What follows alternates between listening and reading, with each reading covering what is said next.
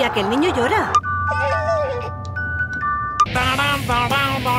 Es mi turno, dame la tablet, cariño. María Graciela, Lucas... Familia, ya hemos llegado. ¡Oh! Con los últimos asistentes en conectividad y las 7 plazas modulares de serie del nuevo Volkswagen Touran, nadie va a querer bajarse del coche. Volkswagen, das Auto. Aquí comienza El Larguero. José Ramón de la Morena. Tu afición es sentimiento y tiene mucho alimento. Di que tú eres el mejor, hincha, tú eres el mejor. Escuchando el transistor. Ra, ra, ra. El lobito está cobrando. Paco Gémez, ¿qué entiende por casta? Buenas noches. Muy buenas. Buenas noches. Creo que la casta es una virtud que tienen algunas personas para afrontar situaciones sin temer que pase nada después de hacerlo, ¿no? Creo que está muy en sintonía con la valentía, con el arrojo, con el hacer las cosas sin pensar qué va a venir después. Yo creo que no lo ha cogido por donde tú lo dijiste, Pablo. Bueno, es una palabra polisémica. Nosotros tenemos un idioma, el castellano, que la misma palabra puede significar diferentes cosas. Estoy de acuerdo con Paco, que la palabra casta puede significar eso, arrojo, actitud, audacia, lo que marca la diferencia entre los que son valientes y los que no lo son. Pero las castas también pueden ser como en la India, ese grupo de privilegiados que vive mejor que los demás y que en nuestro país, pues bueno, se han atrincherado en las finanzas y en la política. Y Pablo, ¿a ti te gusta más el 4-3-3 o el 4-4-2? Depende del rival. Depende del rival. Mira, como Benítez. ¿Os conocíais? No tenía el gusto. Yo personalmente no. Por televisión, personalmente. Pero yo a Paco le admiro mucho. Él tiene una manera de entender el fútbol, que antes hemos estado cenando y me daba corto decirlo, pero que es como me gustaría a mí practicar la política. A Paco le gusta jugar bien, independientemente del equipo. Le escuché en una entrevista decir una vez que lo del pase largo tiene que ser un recurso, pero no un estilo de juego. Lo del patadón pa'lante y casta, el último. Y a mí me gustaría hacer política así, que aunque seas más débil, aunque tengas menos recursos, pues jugar limpio y jugar bonito. A mí los debates no me gusta interrumpir. Los que no saben debatir interrumpen todo el rato, dan patadas. ¿Me para estás no dejarte advirtiendo? jugar. Que va, todo lo contrario. Digo con otros políticos. Yo creo que en política se puede jugar bonito y se puede jugar limpio, o se puede practicar el catenacho, o se puede jugar a dar patadas, y a mí me gustaría parecerme a Paco. ¿Y Paco Gémez qué idea tenía qué idea se ha hecho de Pablo Iglesias? No suelo hacerme demasiada idea de las personas a las que no conozco, porque claro, depende de quién te hable, pues el cuento es de una manera o es de otra. No hemos tenido mucha ocasión de dialogar demasiado, lo conozco un poquito el ratito que hemos estado cenando, pero sí es verdad que aunque no quieras, de todo lo que te llega, pues te haces una idea, ¿no? Y posiblemente, vuelvo a repetir, errónea, porque para emitir un juicio de una persona hay que sentarse con ella, hay que oírla, hay que verla, y a partir de ahí, bueno, podrás sacarte. Y es verdad que sobre Pablo, bueno, pues se dicen muchas cosas, ¿no? Se han dicho demasiadas cosas, algunas buenas, otras malas, como de todo el mundo. Y yo no sé con cuál quedarme. Yo la verdad que estoy un poco en la duda. Yo no sé si quedarme con las buenas, si quedarme con las malas, no lo sé. Yo creo que hoy estamos aquí precisamente para eso, para que nos saque de dudas, ¿no? Pablo, ¿tú alguna vez habías cenado con algún entrenador? Creo que es la primera vez. ¿Sí? ¿Y qué tal? Muy bien, hemos cenado muy bien y hemos hablado muy a gusto. Muy a gusto. Buenas noches, otra vez. Paco Gémez es el entrenador del Rayo Vallecano y Pablo Iglesias es el candidato de Podemos a la presidencia del gobierno. Han cenado juntos, como les habéis escuchado esta noche, y quería que escuchaseis ahora sus opiniones sobre este país, pero no solo en lo concerniente al deporte, sino a todas las cosas que nos incumben y que hoy efectivamente han estado centradas en Cataluña. Además, Jorge Lorenzo ha estado grabando esta tarde entrevistas con las emisoras de radio. Tenemos con él una conversación pendiente que mantendremos alguna noche de estas.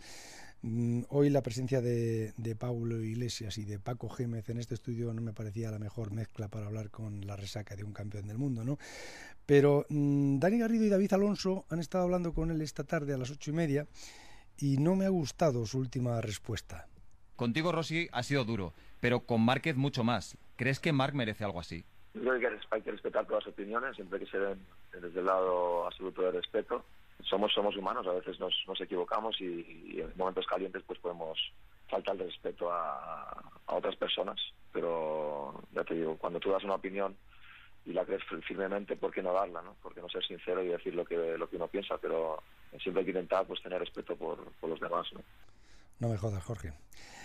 Márquez ha sido más valiente con Rossi precisamente por ti, ¿no? Que tú con Márquez esta tarde, pero ya lo hablaremos cuando vengas por aquí.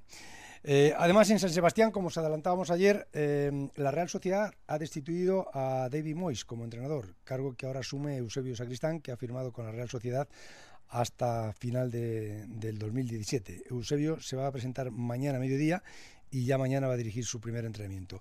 También mañana a las 12 del mediodía se concentra la selección española de fútbol en Las Rozas, de cara a esos 2 partidos amistosos que va a jugar el viernes en Alicante ante Inglaterra y el próximo martes 17 de noviembre en Bruselas ante Bélgica. Sabéis que la selección tiene 2 bajas, una Sergio Ramos y otra Juanfran, que han sido sustituidos por Nacho, el jugador del Real Madrid, y de Marcos, el jugador del Athletic de Bilbao. Sergio Ramos se va a hacer mañana una resonancia en el hombro izquierdo para determinar el alcance de esa lesión y no se descarta que incluso tuviera que pasar por el quirófano.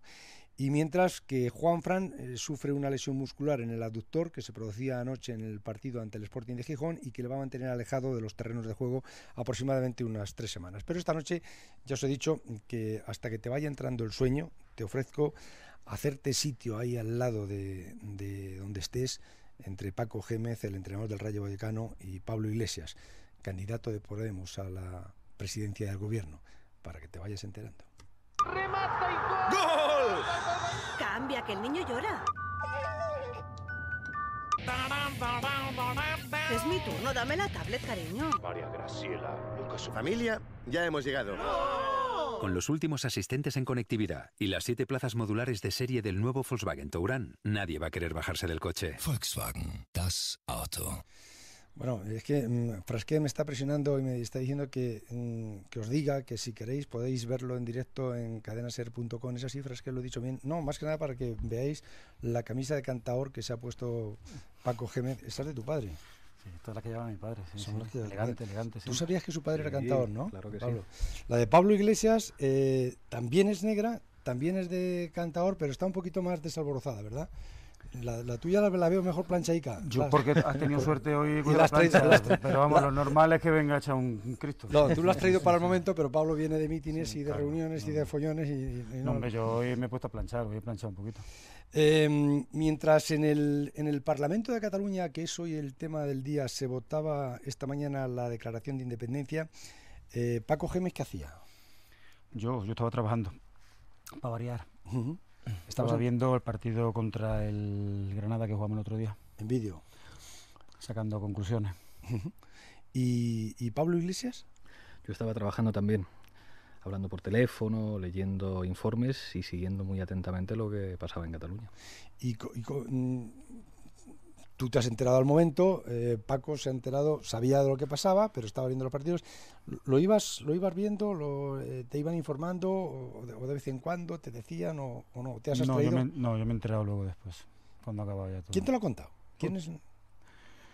He oído algo cuando venía en el teléfono y luego la charla que hemos tenido aquí previa antes al salir, que es cuando nos hemos puesto un poco al tanto. ¿Y en Madrid alguien te ha comentado por la calle hoy, Paco? ¿Te han dicho? No, ¿Ha entrado? no, No te nada, ha dicho nadie. no. ¿No? Y a Pablo sí, ¿no? Claro. ¿Qué te han Hoy dicho? no se hablaba de otra cosa. ¿Mm? Bueno, yo creo que nuestra posición política con esto ya se conoce. Nosotros no queremos que Cataluña se vaya de España, pero pensamos que algunos están actuando como un búnker y que hay una especie de choque de trenes entre los que representan el búnker y los que representan el unilateralismo. Y ahí, pues bueno, nosotros decimos, hay que hablar con todos y hay que solucionar las cosas de otra manera. Pero tengo la sensación, aquí, como en este espacio más informal, que esto cada vez aburre a más gente. Y eso no quiere decir banalizar el problema.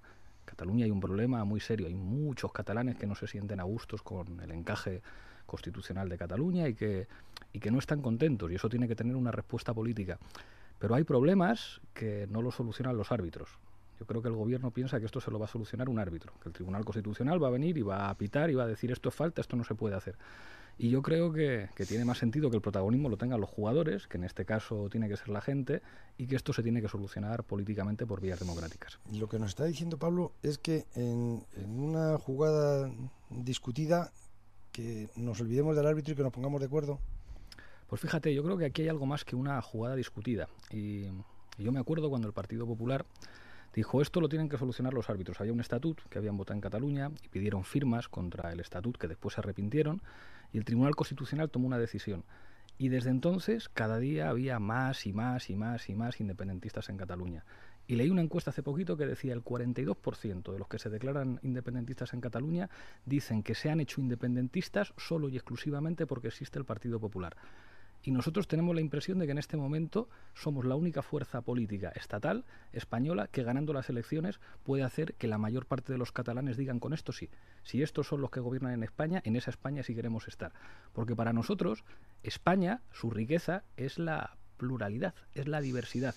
Algunos han dicho que España tienen que ser exclusivamente como ellos, y nosotros decimos, no, orgullosos de ser españoles y orgullosos de que eso implique ser distintos y ser diversos. Y a mí me encantaría ser el presidente de un país que los catalanes vean como su presidente también, y no como ocurre ahora mismo, que buena parte de los catalanes ven a Rajoy como un adversario. Yo quiero ser presidente de un país en el que los catalanes digan, con ese sí. Un partido sin árbitro, Paco. Pues no te puedes ni imaginar.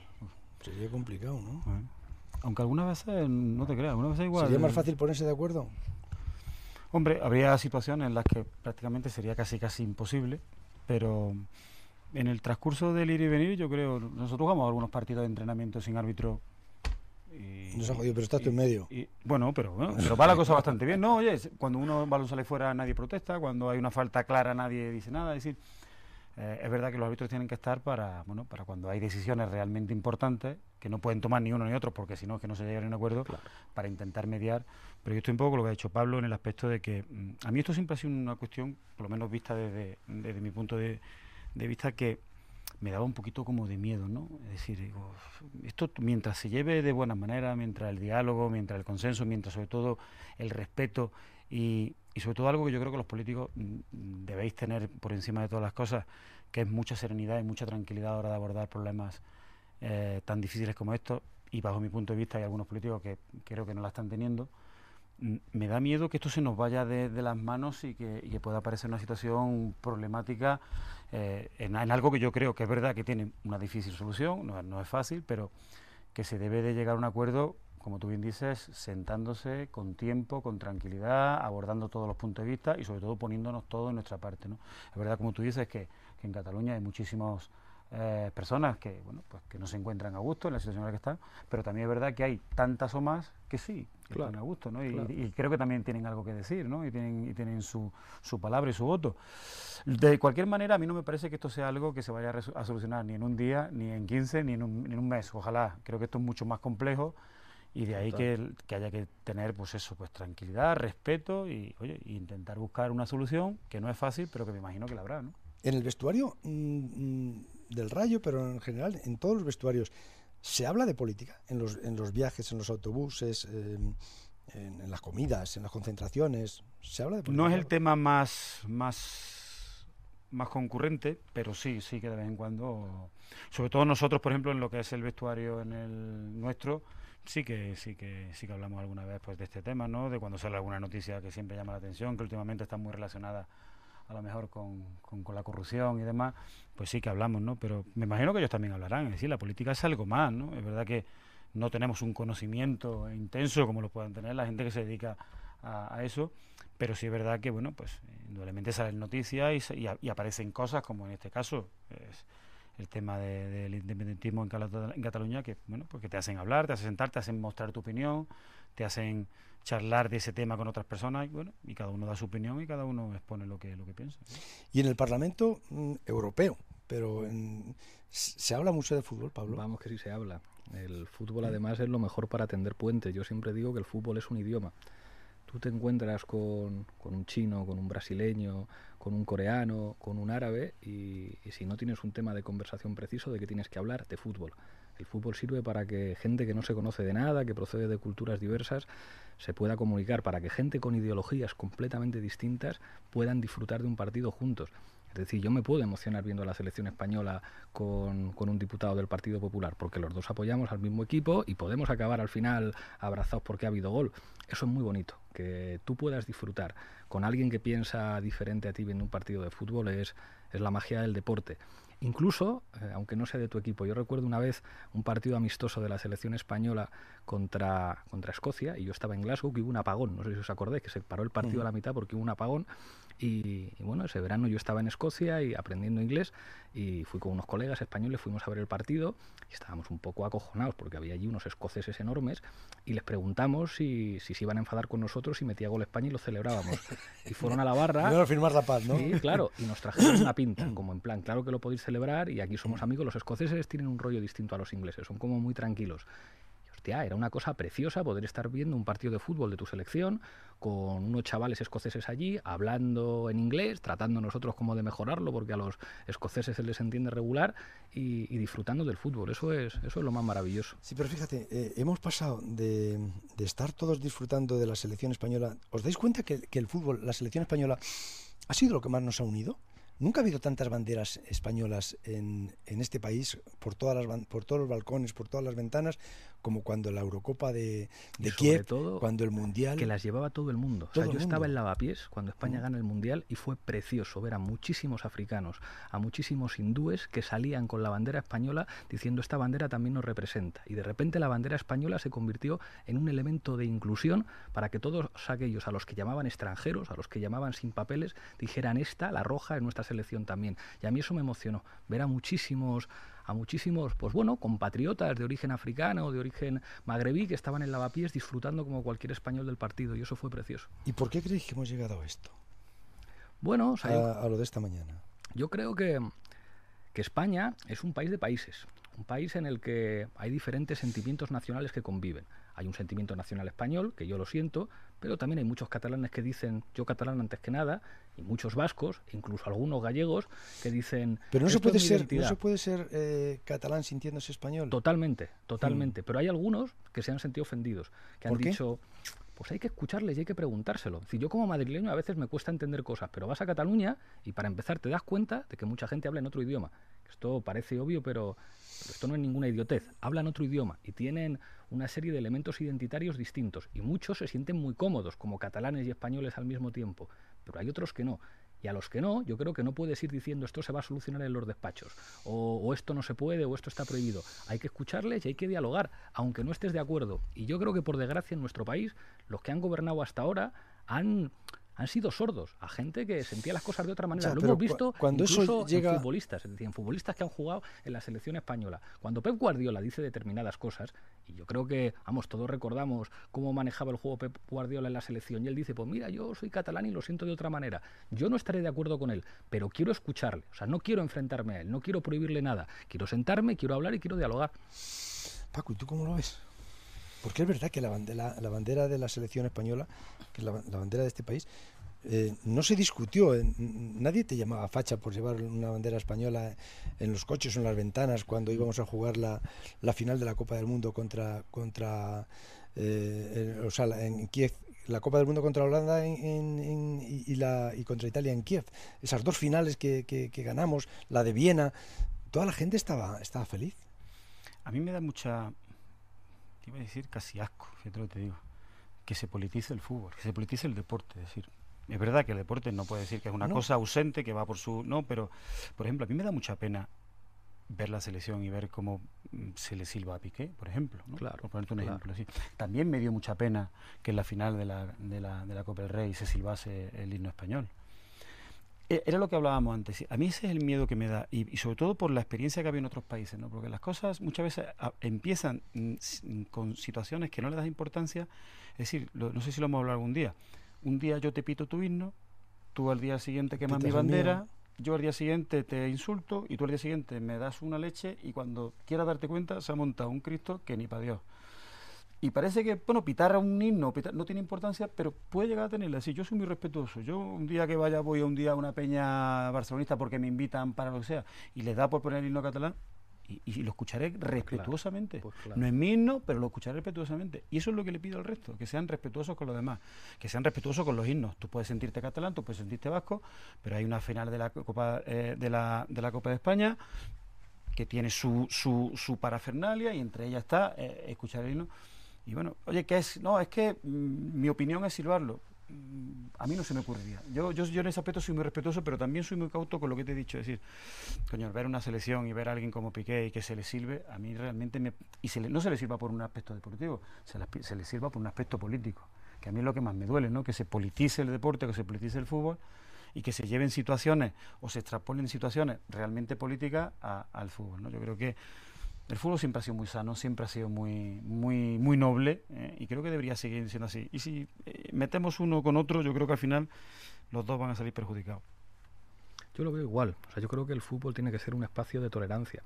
Es decir, no se puede consentir que a un jugador le piten pues por ser homosexual o por tener las ideas que tenga. Por cuestiones deportivas sí, yo creo que eso forma parte del espíritu y del alma del fútbol, pero creo que es algo tan importante para unir a la gente, algo que sirve para que se emocionen juntos y para que convivan gentes muy distintas, que tiene que ser un instrumento, pues de encuentro entre gente que piensa diferente. Yo creo que cuando te gusta el fútbol es lo que te puede permitir entenderte y hablar con gente con la que a lo mejor no tienes nada que ver y con la que no tienes nada en común. El fútbol tiene que ser un espacio de tolerancia. Es evidente que en el fútbol se va a expresar todo, es decir, si una sociedad tiene problemas, ¿cómo no va a aparecer eso en los campos de fútbol? Lo hablábamos antes, o sea, el problema de la violencia en el fútbol, y decíamos, claro, hay grupos violentos que utilizan el fútbol como excusa, pues claro, eso es un problema social que se revela en los campos de fútbol como se puede revelar en las discotecas por la noche. Pero yo creo que los valores del deporte son demasiado valiosos y demasiado importantes como para que, para que eso no sea algo que haga nuestras sociedades algo mejor. Pero hoy, esta noche la gente se está acostando y con sus problemas, con sus incertidumbres de mañana, con sus transportes, con su trabajo, con su inseguridad, con su miedo, y también con una nueva preocupación que les hemos añadido. Los catalanes quieren separarse. ¿Y qué va a pasar? Y entonces va a ser otra nación, los vamos a dejar, no les van a dejar, les van a aplicar el artículo no sé cuántos del otro, tal. Esa gente va a trabajar mañana, no se sabe todas las herramientas ni todos los caminos que hay para que eso se produzca o no se produzca, ¿no? Se están acostando con esa inseguridad. ¿Se os ocurre algo para decir? Jugar el partido. Hay algunos que quieren... ¿Pero hay alguna posibilidad de entendimiento realmente? Porque cuando hoy alguien dice esto... es imparable y lo vamos a llevar a cabo. Fíjate, José Ramón, nosotros creo que somos la única fuerza española que dice que se vote, vamos a votar, convencidos de que ganamos, convencidos de que en Cataluña, si se vota qué relación jurídica se quiere con el conjunto de España, la mayor parte de los catalanes se quieren quedar. Pero eso es ganar el partido, sí, pero eso no es solucionarlo en los despachos. Un poco lo que hablaba antes, que a lo mejor con Paco, que a lo mejor hay mucha gente que decías que está tan asqueada, tan harta, que a lo mejor hay gente que dice, pues si quieren ir, que se vayan. Bueno, pues yo quiero jugar el partido, es decir, yo quiero ir a Cataluña y construir, plantearles, España puede cambiar, España puede ser atractiva para Cataluña, quiero seduciros, quiero que os quedéis y os quiero convencer. La decisión es vuestra y lo tendréis que votar vosotros. Y aunque yo sé que jurídicamente es muy complicado, si el 80% de los catalanes se quieren ir, esto es muy difícil. Pero estoy convencido, y esto lo sabe más, que más decía, los del Pablo Iglesias son como el Partido Popular. Es como, no mientas, que nosotros no tenemos nada que ver con el Partido Popular.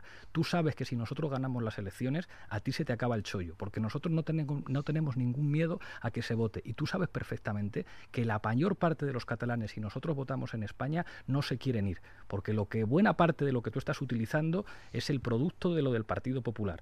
Parece muchas veces que es como si Mariano Rajoy hubiera sido el jefe de campaña de Artur Mas y Artur Mas el jefe de campaña de Rajoy. Nosotros decimos que esto no se soluciona en los despachos, que se juegue, y nosotros salimos a ganar el partido jugando limpiamente, convencidos de que la mayoría de los catalanes van a querer quedarse en España. A lo mejor tienen que cambiar algunas cosas en nuestro país, pero yo creo que democracia es que cuando algo no funciona, pues hay cosas que se pueden cambiar. Paco Gémez, Pablo Iglesias, se han conocido esta noche. A mí me gustaría que les conociesen mejor tú también esta noche, si te has quedado con el auricular en el oído escuchándoles. Quiero que conozcas también un poco su historia. ¿Quieres ayudar a miles de niños hospitalizados y dibujar una sonrisa llena de esperanza? Llega la tercera edición de la campaña solidaria del servicio postventa Peugeot. Solo por traernos tu coche y realizar el control de invierno gratis, donaremos parte de nuestros beneficios a Cruz Roja y a la Fundación Aladina. Servicio postventa Peugeot. Juntos llevamos tu Peugeot más lejos. Si no hubiera acompañado esa tarde a su hermana, no hubiera entrado en esa escuela de música y nunca habría descubierto la pasión de su vida. Hay días que te cambian la vida. ¿Y si ese día fuera hoy? Este miércoles, sorteo del 11 del 11 de la 11, con un premio de 11 millones de euros, 11 premios de 1 millón y 11 premios de 111.000 euros. Compra ya tu cupón. Practicar deporte, conducir, leer, whatsappear con los amigos. Haz todo lo que te gusta con I Love Gafas de General Óptica. Ahora, tus gafas progresivas con cristales antirreflejantes desde solo 173 euros.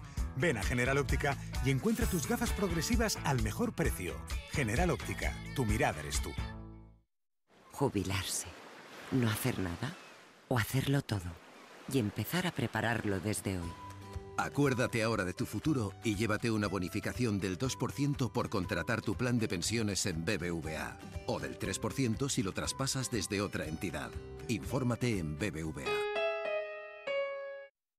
El día más feliz de tu vida se merece un regalo. Comienza la quincena feliz en Citroën. Del 10 al 25 de noviembre, ofertas exclusivas y condiciones que solo se dan una vez en la vida. Regístrate en citroen.es. Citroën. Cuando usas el coche todos los días, te das cuenta de que lo que empezó siendo buscar aparcamiento, acabó siendo... ¿Aparca? Miento. ¿Aparca? Miento. ¿Aparca? Miento. ¿Aparca, aparca, aparca? Miento. Y así, hora y media. Si todos los días sucede lo mismo, es hora de cambiar. Desplázate en bici, caminando o en transporte público y usa el coche solo cuando sea necesario. Muévete con conciencia. Dirección General de Tráfico, Ministerio del Interior, Gobierno de España. Fragé, ¿vamos a quitar la deuda de prisa tú y yo solos en una noche o qué quiere hacer esto? Vamos a ver. Paco Gémez es hijo de un cantaor que vivió de noche muchísimo tiempo y al que él admira. Sí, porque ha sido una persona que se dejó media vida por criar a su familia de la mejor manera que ha sabido. Dios le dio un don, que era cantar, como se suele decir en Andalucía, como Los Ángeles. Pero en una época muy fastidiada, una época en la que no había conciertos, en la que no había actuaciones y en lo único que había era tirarte por la noche por ciertos barrios donde iba la gente adinerada, la gente que quería fiesta, la gente que era capaz de contratar a un cantador y a una bailadora. Y bueno, y había que alternar, había que estar desde las 11 de la noche hasta que el señorito decía, ya me ha entrado sueño y me voy. Para llevar a mi casa, yo recuerdo darle a mi madre 1.000 pesetas y 1.500 pesetas y 2.000 pesetas, que con eso era con lo que mi madre iba a la compra. Y para eso ha tenido que hacer muchos sacrificios, ¿no? Por eso yo a mi padre, aparte que lo adoro, creo que ha sido una de las personas más importantes de mi vida, porque encima ha sabido educarme bien, o por lo menos así lo entiendo yo. Y bueno, y cuando te toca vivir una vida tan perra como la ha tenido que vivir, es que menos que agradecérselo, ¿no? Pero es fácil obedecer a tu padre cuando una noche le ves venir, por ejemplo, con un aliento a whisky porque ha estado bebiendo whisky o cubatas con el señorito, canta y otra, José, y venga, y otra. Y te dicen, niño, que... De pequeño no lo entiendes. Hay momentos de pequeño que tú esas cosas no llegas, ¿no? A medida que te vas creciendo y que te vas haciendo un poquito mayor, estás empezando a ver, empiezas a ver ya tus puntos de vista se amplían y te das cuenta que tu padre eso no lo hace porque le gusta. Yo a mi padre, fíjate lo que digo, jamás en la vida normal, cuando comía en mi casa, le he visto beber una gota de alcohol. Nunca. Si él bebía porque tenía que beber. Es que si no lo contrataba, o sea, si no le decía al señorito, ¿qué pasa? ¿No estás a gusto aquí? Pues si no estás a gusto te vas para tu casa. Así es que esto antes funcionaba así, ¿no? Y eso te das cuenta a medida que empiezas a ser mayor y que empiezas a ver las cosas, empiezas a pensar y empiezas a ver y decir, bueno, pues que esto mi padre lo hacía por obligación. ¿Llegó algún momento en que tú aborrecías esa vida? Sí, claro que sí. Es una vida muy dura, una vida muy complicada. Una vida en la que tú ves que tu padre se va dejando muchas cosas en el camino. Y eso también familiarmente pues no es fácil de llevar, ¿no? Pero... Y tu madre, una paciencia también tremenda. Mi madre una santa. Fíjate, tenía que aguantar a mi padre y a mí, a los dos, imagínate. O sea, mi madre ha sido Mi madre, posiblemente mi padre, si no hubiera tenido a mi madre, esto no hubiera acabado bien de ninguna de las maneras. Mi madre ha sido la que muchas veces ponía esa nota de cordura en la familia, entendía también muchas veces cuál era la vida que nos había tocado vivir, pero ha sido también mi madre, si se puede decir hasta ahora, que yo creo que sí, mi madre tenía un par de huevos, mi madre tenía un par de cojones, pero bien, casi tan grandes como los de mi padre o más. Una tía, cuidado con ella. Y entre medias, como en ese ambiente, ¿cómo empieza Paco a jugar al fútbol? Porque lo extraño es que no te diera por tocar la guitarra, ¿no? La tocó, Ya tocó un poquito la guitarra, canto Sí. mal, pero canto, sí, eso era inevitable. Antes los niños lo teníamos muy fácil, no teníamos Play, no teníamos iPhone, no teníamos... el que tenía mucho tenía un balón, con lo cual ya, o si no tenías un amigo que tenía un balón, con eso ya te dabas con un canto en los dientes. Es decir, jugar al fútbol era algo sí o sí. Entonces, bueno, me tocó vivir esa época en la que era fútbol por la tarde, fútbol por la mañana, fútbol en el colegio, fútbol fuera y fútbol. Aún así, terminaste el bachiller y empezaste una carrera. Sí. Siempre he sido buen estudiante. Y además ¿Sí? me ha gustado ¿Sacar estudiar. buenas notas? Sí, de buenas notas. Hasta que llegó un momento en el que ya era imposible compaginar mi carrera, que era casi terminé primero de ingeniería. Y ya, bueno, pues ya me dediqué al fútbol profesional y entre viajes, concentraciones, partidos y demás, pues ya no le podía dedicar el tiempo que necesitaba a los estudios y indudablemente pues tuve que decidir. Pero me quedé con algo por no haberla podido acabar. Pablo Iglesias es hijo de un inspector de trabajo y profesor de historia y de una abogada de comisiones obreras que vivían en Numancia. Y por eso tú dices que eres bueno, pues vivíais en Soria y por eso dices que eres del Numancia. Claro. Y sí, cuando tus padres se separan, tú te vienes a vivir con tu madre a Vallecas. Exactamente, un poquito después. Mis padres se separaron cuando yo tenía 7 y 8 años y después de acabar octavo de GB me vine con mi madre a Madrid porque a mi madre le salió trabajo en Madrid y nos vinimos para acá. ¿Te marca la separación que dicen que a los niños sufren o con esa edad no se da uno cuenta? En mi caso fue muy bien, mis padres se separaron muy bien, se separaron queriéndose mucho y llevándose muy bien y todavía se quieren mucho y hablan por teléfono y digamos que tuve la suerte de que no fuera una ¿Cómo separación. llevan tus padres lo de que el hijo se ha hecho famoso en la política? Pues están muy orgullosos de mí y para mí eso es lo mejor. Yo creo que el mayor privilegio para un hijo es que sus padres se sientan orgullosos de uno y ahí yo solamente puedo pues darle las gracias. Ellos son mi principal referencia moral y ética y poder hacerles felices con lo que estoy haciendo, pues bueno, es maravilloso, es un privilegio. ¿Pero cómo fue la infancia de Pablo en Vallecas? Mi infancia fue en Soria y digamos después la adolescencia en Vallecas. Vale. Yo estuve en Soria desde los 2 añitos hasta los 13, por eso soy del Numancia, porque yo creo que la primera patria de uno es su infancia y bueno, pues allí mi equipo... ¿Pero del Numancia como zapatero del Barça o del...? No, yo iba a Garray, al campo de San Juan que tenían allí. Yo vi jugar al Numancia contra un Valladolid Promesas en el que jugaba un tipo desconocido llamado Fernando Hierro. Cuando el Numancia subió a segunda B, yo iba a Los Pajaritos todos los domingos y aprendí eso. Frío allí, ¿eh? Frío, pero un frío con los bocadillos que me hacía mi y abuela. Los pájaros no pían, tosen, ¿verdad? Sí, efectivamente, no pían, tosen. Y recuerdo allí que también, pues ve uno cosas feas que también se ven en el fútbol, como tirarle la almohadilla al árbitro después del descanso. Vi a jugadores, recuerdo a Monzón, que era un delantero muy bueno del Numancia, que tenía el pelo largo, como Paco, que tenía el pelo largo. Paco llevaba un meleno. Tenía el pelo largo de joven. Y bueno, pues el Numancia era mi equipo. Y cuando me preguntan, ¿pero tú no eres del Madrid o del Barça? Es como, bueno, perdónenme, no cambio París por mi aldea, yo soy del Numancia porque es el equipo de mi infancia y con el que me identifico. Y cuando el Numancia llegó a esos cuartos de final contra el Barça, con Barbarin allí en el Camp Nou metiendo ese gol, pues yo estaba en el instituto en Moratalaz y me fui al día siguiente pues con una bufanda del Numancia, que habíamos perdido 3-1 en el Camp Nou, pero aquella derrota fue como una victoria y bueno, a mucha honra. Y llegas a Vallecas. Y yo a Vallecas. Con 13 años. Y es cuando te da empiezas a leer a los autores de izquierdas, te empapas con Lenin. Yo lo había mamá en casa, mis padres... Mis abuelos, yo vengo de abuelos socialistas por parte de padre y por parte de madre. ¿Te ponen Pablo Iglesias por Pablo Iglesias? Claro, por supuesto. Mis padres se habían conocido además en la tumba de Pablo Iglesias.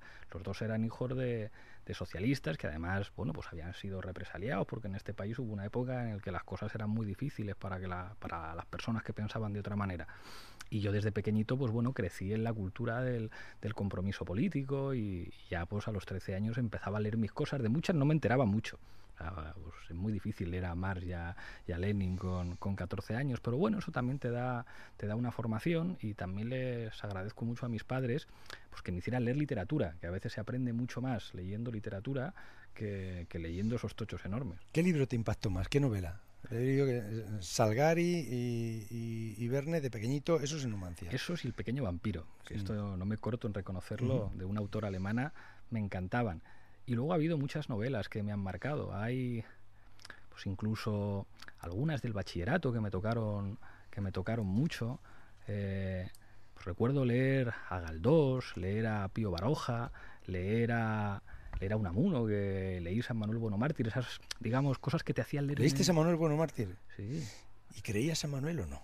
Pues fíjate que Lázaro, ese personaje ateo que llega y que se hace amigo del cura, y que al principio es ateo, pero al final se da cuenta de que el cura es un buen tipo y que hace mucho por la comunidad, y empieza a ir a misa, aunque no cree, pero dice, yo estoy con... Y yo también pienso que al cura le pasa como a Unamuno, que no sabe si cree o no cree, pero que trabaja por el bien. El que haya esa ley moral, esas reglas, que nos viene bien, ¿no? Pero al fin y al cabo el tipo hacía el bien. A mí me pasa eso un poco con el Papa de ahora. Yo no soy creyente, pero creo que el Papa lo está haciendo bien, y que le está echando muchas narices, y que está siendo muy valiente en una institución muy conservadora como es la Iglesia, y le está echando narices. Entonces me dicen, ¿tú apoyas al Papa? Pues bueno, habrá cosas en las que no esté de acuerdo con él, pero en otras lo está haciendo de maravilla, y seguro que haber leído a Unamuno de jovencito me influyó. ¿Y cómo entras en política? Bueno, espérate, me lo cuentas ahora. Tenemos que pagar la deuda de prisa y la vamos a terminar. Hay que pagar. No, esta noche la terminamos. Comienza la quincena feliz en Citroën Select. 1.200 vehículos de ocasión con condiciones excepcionales. Garantía mínima de 12 meses, asistencia en carretera 24 horas. Vehículo de sustitución y un descuento de 1.200 euros si financias con PSA Financial Services. Quincena feliz en seminuevos del 10 al 25 de noviembre. Condiciones en citroen.es. Citroën. El Larguero. José Ramón de la Morena. En Canalcar compramos coches. En Canalcar. Compramos coches. ¿Sabes qué? En Canalcar compramos coches. En Canalcar compramos coches. ¿Está harto de que no le paguen sus inquilinos o de que le paguen con retraso y no pueda hacer nada? No lo dude, para eso están los profesionales de la Agencia Negociadora del Alquiler. Son amables y eficaces porque la renta no se la van a pagar los inquilinos, se la va a pagar la Agencia Negociadora del Alquiler, y también la gestión del alquiler, y gratis el certificado energético. agencianegociadoradelalquiler.com 902-100-108. 902-100-108. ¿Escuchas eso? Significa que llegan los Nissan Champions Days, los mejores días para comprarse un Nissan, porque además de conseguir ofertas exclusivas te llevas 2 entradas directas para ir a la UEFA Champions League, solo del 11 al 14 de noviembre en la red de concesionarios Nissan de Madrid. Nissan, Innovation that excites. En noviembre, Madrid está en danza. Danza urbana, danza contemporánea, danza neoclásica, danza española. Proyectos llegados de Francia, Japón, Alemania, Estados Unidos y las mejores compañías españolas. Llega el Festival Internacional Madrid en Danza, del 13 de noviembre al 5 de diciembre. Información en madrid.org/Madrid en Danza. Comunidad de Madrid. Somos deporte. ¡Qué buen pase para Messi! ¡Messi para romper a Boateng! ¡Entra en el área! ¡Le rompe solo a Neuer! ¡Se la pica! ¡Gol, gol,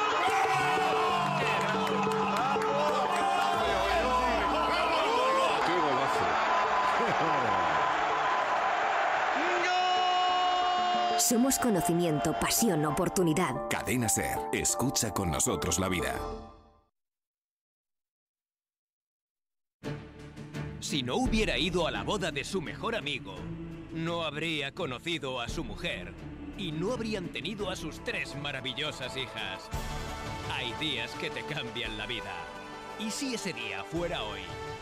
Este miércoles, sorteo del 11 del 11 de la 11, con un premio de 11 millones de euros, 11 premios de 1 millón y 11 premios de 111.000 euros. Compra ya tu cupón. ¿No lo habéis escuchado a Bustillo anunciar el Colacao? Lo borda. Pablo, ¿tú tomas Colacao? Yo tomaba, pequeño, todavía tengo colacao en casa, sí, porque de vez en cuando le entra uno como sí, la con cosilla unas galletitas así, de ahora un que colacao. llega por la noche, ¿no? Es que lo tiene que anunciar Colacao Bustillo. calentito. Lo tiene que anunciar Bustillo, ahora me está diciendo, si tengo que anunciar el colacao, digo, Bustillo, pero espérate un poquito, que terminemos. ¿Quieren pagar la deuda prisa esta noche? Sí, y sí, no, sí. y como se empeñan la pagamos. Que estábamos ya en Vallecas. ¿Cómo entras en política, Pablo?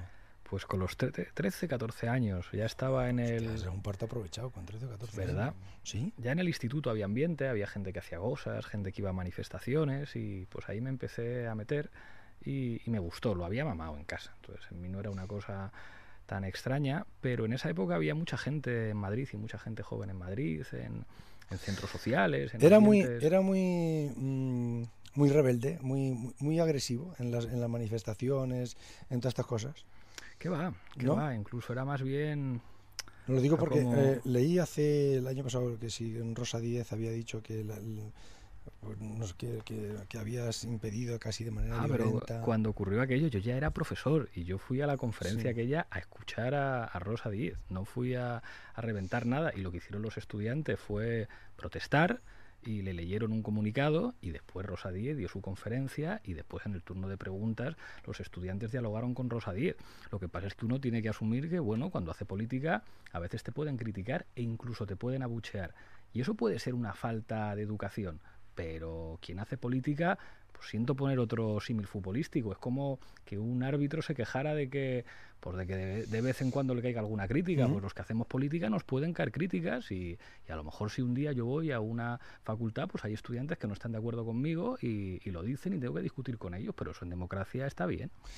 Y antes de ser profesor, con 13 años, dices que ya entras en política. Sí, sí.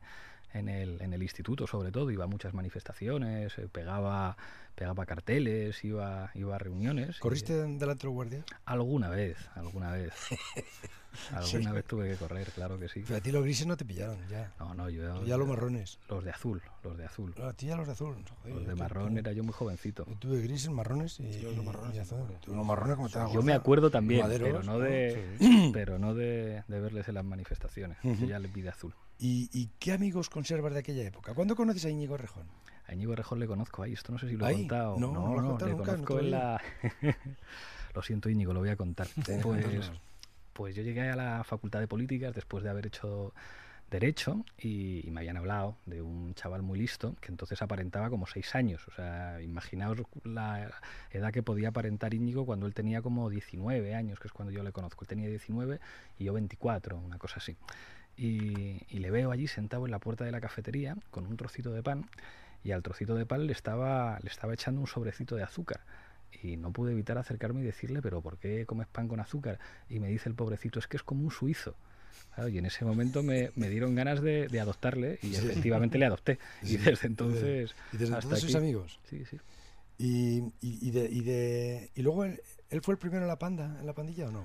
Bueno, de la pandilla ahora de Podemos hay algunos a los que conozco desde antes. A Rafa Mayoral, que es de la Ejecutiva, es el secretario de Sociedad Civil, pues le conocí cuando yo tenía 14 y desde entonces hasta ahora. Y luego en la facultad pues conocí a muchos más. ¿Monedero llega después?